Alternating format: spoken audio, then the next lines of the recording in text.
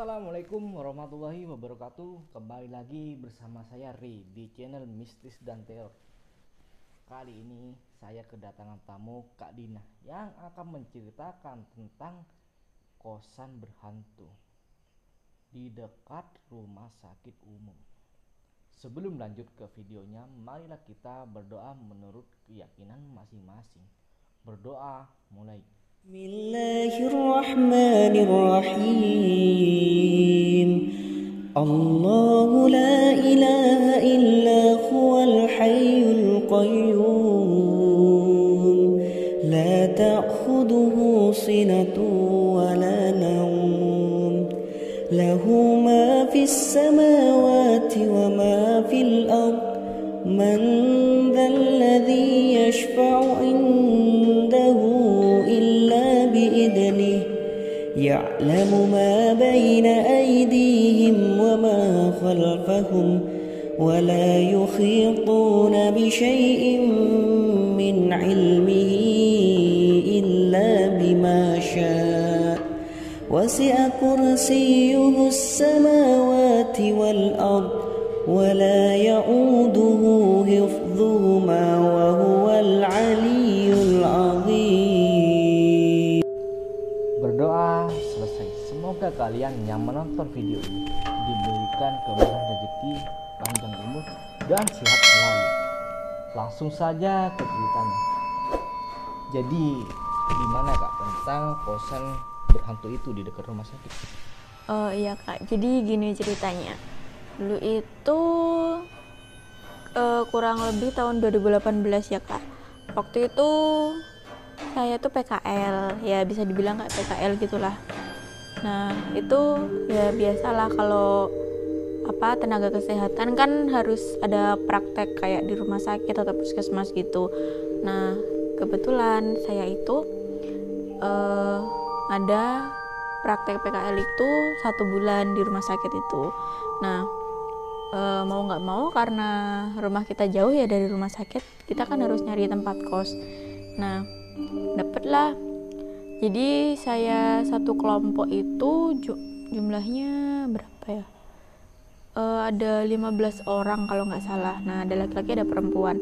Udah kita cari kosan campur aja lah. Biasanya kosan karyawan kan kosan campur ya. Udah cari kosan campur biar kita kalau misal koordinasi atau ngerjain tugas apa-apa kan biar gampang gitu kan. Nggak usah cari tempat lain, kita bisa ngerjain di kosan bareng-bareng. Jadi ya udah kita ber-15 itu ngekos di satu kosan yang sama. Kita pakai 2 kamar, jadi cowok cewek kan dipisah.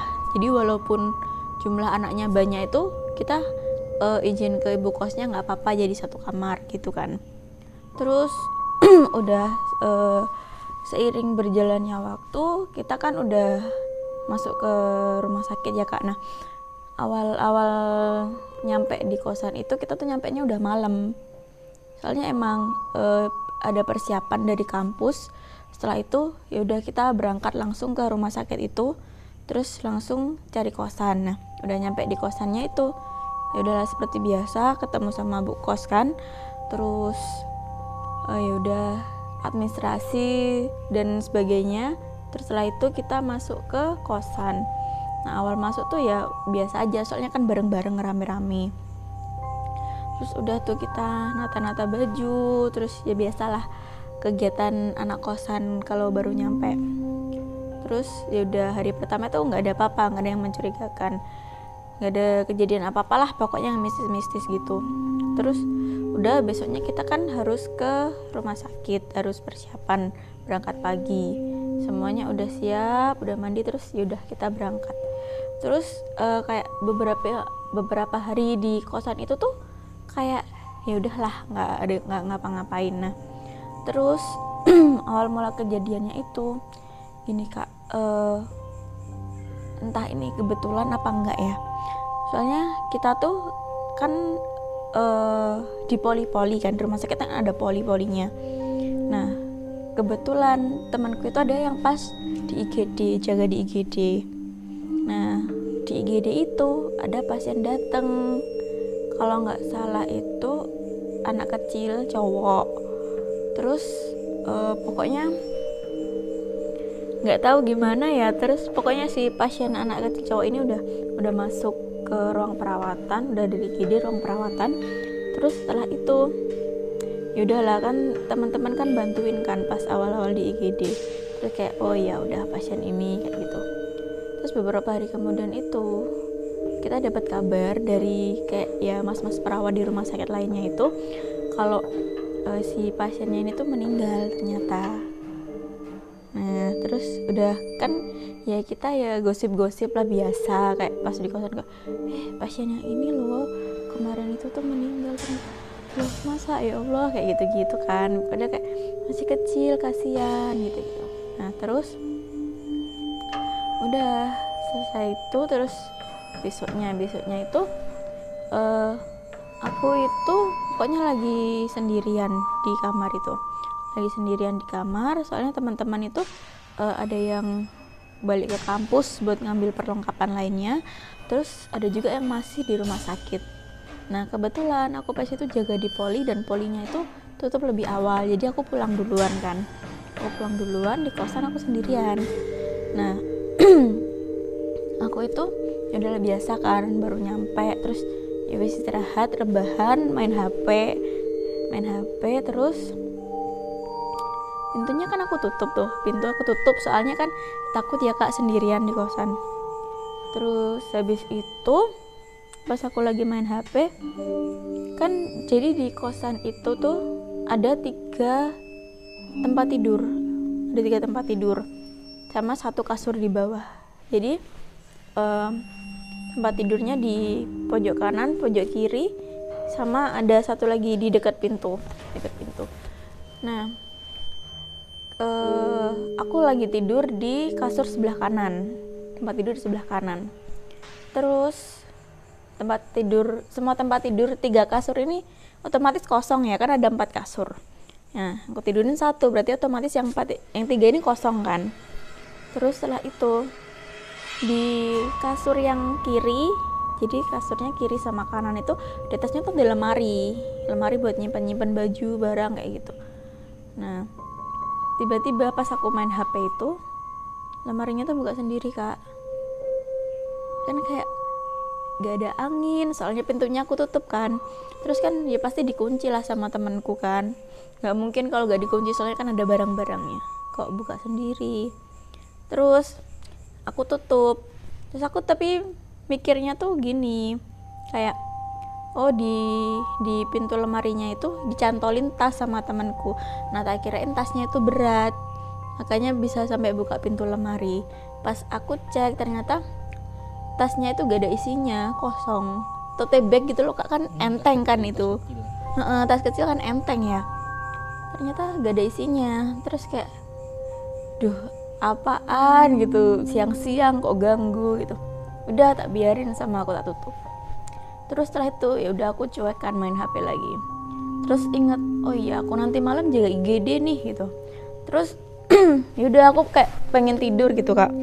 Terus pas udah naruh HP, udah mau lelap tuh Kak, kayak kan kalau kayak gitu kadang kalau ada suara tuh masih denger gitu ya Kak. Buka lagi dong Kak lemarinya, tiba-tiba krek gitu, kayak aduh gitu. Udah aku kan orangnya cuek aku kalau kayak gitu-gituan tuh Kak. Terus aku tuh kesel gitu, kayak aduh aku tuh harus tidur soalnya nanti malam tuh begadang jaga IGD sampai pagi gitu kan.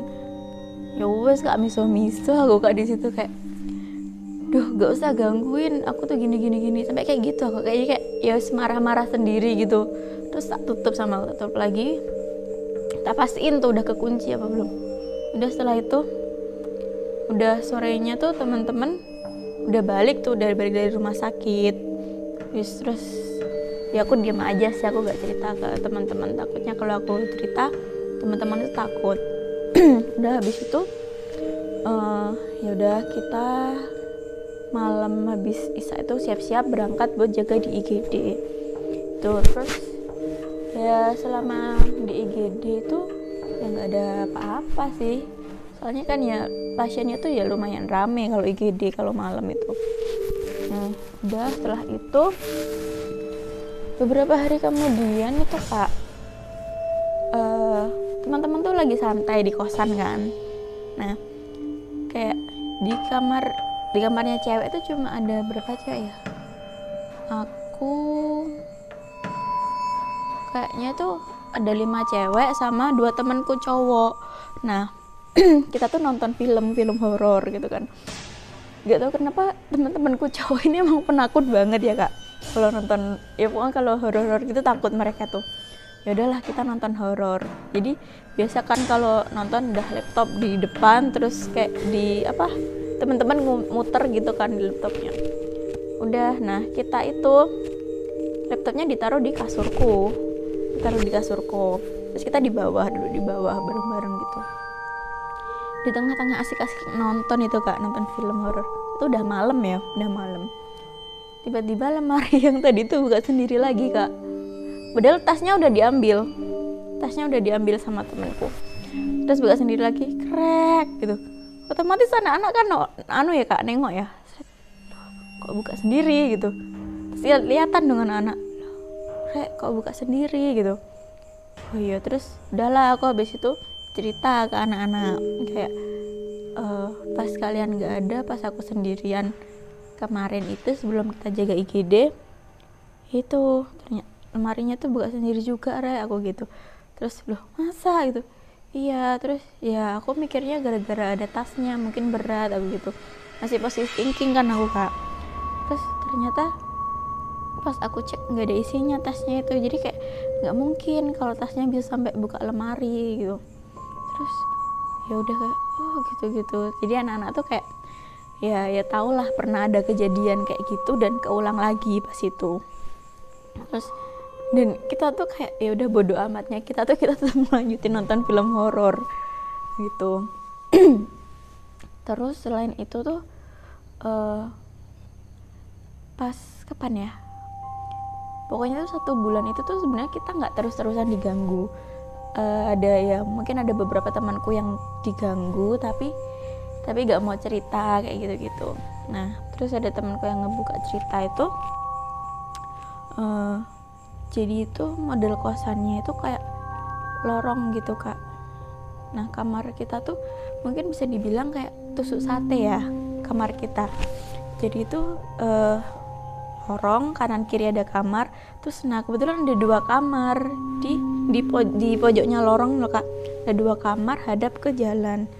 Jadi kayak ya wes kamar kita tuh istilahnya kayak tusuk sate emang. Terus depan kamar kita ada kamar mandi sama dapur, udah. Nah harusnya kan ada kamar di dalam dapur tuh ada kamar mandinya juga. Nah nggak tahu kenapa teman-temanku tuh nggak mau kak mandi di kamar mandi itu. Kalau aku emang aku pilih yang deket, di depan kamar mandi ada kamar mandi, di depan kamar ada kamar mandi. Ya udah aku di situ kan biasanya. Nah kalau lagi pagi kan bareng-bareng kita butuh kamar mandi semua ya kak. Nggak mau teman-temanku tuh yang di deket dapur itu, di dalam dapur, nggak tahu kenapa. Padahal kalau aku lihat kamar mandi itu lebih gede daripada yang di depan kamar. Tapi ya udah mereka nggak mau. Kalau aku emang ya mager aja daripada jauh-jauh, ya ada yang lebih dekat kayak gitu. Kata temanku tuh ya mungkin alasan aja nggak mau ada kecoa kayak gitu. Tapi ya nggak tahu juga, mungkin ya teman-temanku pernah diliatin gitu mungkin.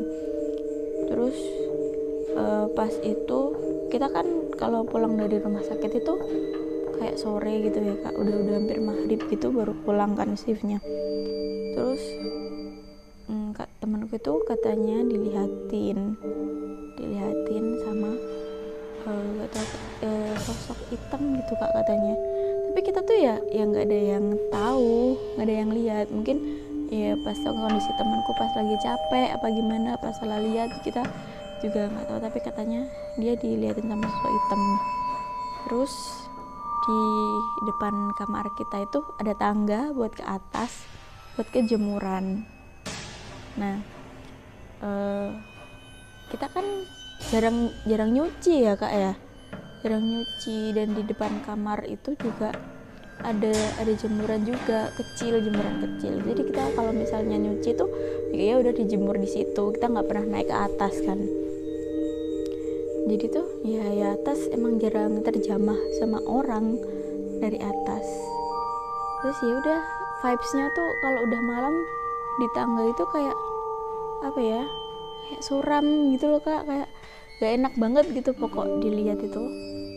Padahal ya menurut mata awam mah nggak ada apa-apa ya, tapi nggak tahu juga, soalnya yang mata awam aja ngerasanya itu dilihat aja tuh udah nggak enak banget, apalagi mungkin orang-orang yang punya kemampuan bisa ngelihat gitu, ya pasti ada sesuatunya lah ya. Itu terus di atasnya itu, di tempat jemurannya itu temanku cerita katanya itu entah sosok pocong atau apa gitu sebenarnya kayak yang di atas itu. Makanya kita tuh kalau misalnya mau ke atas tuh kayak aduh mending enggak deh kayak gitu. Kalau mau ke jemur itu aduh mending enggak kayak gitu. Sampai pernah pas itu hujan, temanku tuh ada jemuran di atas. Ya kan mau gak mau harus ngambil ya kak, kalau ada jemuran di atas. Nah terus itu tuh kalau ya hujan kayak mendung, terus suasananya lagi nggak enak kayak gitu. Nah diliatin ya temanku kak, sama pocong.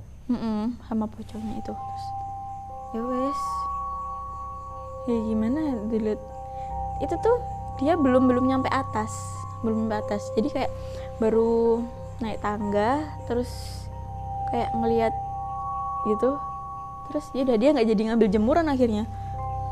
Kayak gimana mau ngambil, udah diliatin duluan kan, jadi kayak gitu. Terus mungkin bisa aja kalau menurutku tuh, soalnya kan dekat rumah sakit juga ya kak, kan banyak orang yang meninggal, banyak yang kecelakaan kayak gitu. Mungkin bisa aja yang dari rumah sakit itu mungkin ikut kita, terus entah mereka memang nyaman di tempat jemuran itu, soalnya kan jarang terjamah manusia kayak gitu. Terus kalau di rumah sakitnya itu ya, kalau di rumah sakit ya biasa, hawanya kan kadang nggak enak kayak gitu kalau malam kan. Nah aku tuh kalau di rumah sakit pernahnya itu emang di IGD pas itu lagi full tempat tidurnya lagi full. Terus pas itu malam terus kan emang pasiennya lagi banyak pasien di IGD itu, kurangan tempat tidur. Akhirnya kita nelpon ke apa sih, bagian pokok yang ngerawat ibu yang habis ngelahirin itu loh kak. Di tempat itu kita nelpon nanya ada bed yang kosong nggak, ada tempat tidur yang kosong nggak, kalau ada pinjem dulu buat ditaruh di IGD, soalnya pasiennya banyak, penuh gitu. Terus ya udahlah, ada ternyata. Terus sama perawat senior di sana, aku disuruh ambil tuh kak bednya. Kayak aduh, ambil sendirian malam-malam gitu. Nah teman-teman kita emang ya lagi sibuk bantuin yang lainnya kan, kayak perawat lainnya gitu. Jadi kayak ya udah mau nggak mau kan aku berangkat sendiri, soalnya udah pasiennya udah nungguin juga. Jadi ya udah aku ngelewatin lorong malam-malam sendirian. Terus ya sebenarnya nggak ada apa-apa sih, tapi kayak ya di rumah sakit ya suasananya malam-malam gitu. Terus harus dorong tempat tidur itu kayak gitu sih kak. Ya pengalaman seremnya sih ya itu tadi sih. Mungkin gara-gara kan kebanyakan orang mikirnya hantu itu ada kebanyakan di rumah sakit, di kuburan, dan rumah kos. Jadi gara-gara kosannya dekat rumah sakit, ya mau tidak mau di pinggiran rumah sakit itu bisa juga dihuni oleh makhluk yang dari rumah sakit itu, atau hanya sekedar main ke sana. Bisa jadi sih, kita kan juga nggak tahu yang sebenarnya kayak apa, karena secara mata normal kita juga nggak tahu di sana itu ada apa. Mungkin orang-orang yang memiliki ya penglihatan lebih tajam lah, atau bisa melihat makhluk gaib, bisa melihat kalau ada makhluk gaib di sana. Iya. Terus ya mungkin aja bisa nempel di kita, ngikut Bisa pas juga nih. kayak gitu. Sekian cerita dari Kak Dina tentang kosan di dekat rumah sakit yang berhantu. Saya Re dari channel Mistis dan Teror. Kalau ada salah kata, mohon maaf. Assalamualaikum warahmatullahi wabarakatuh.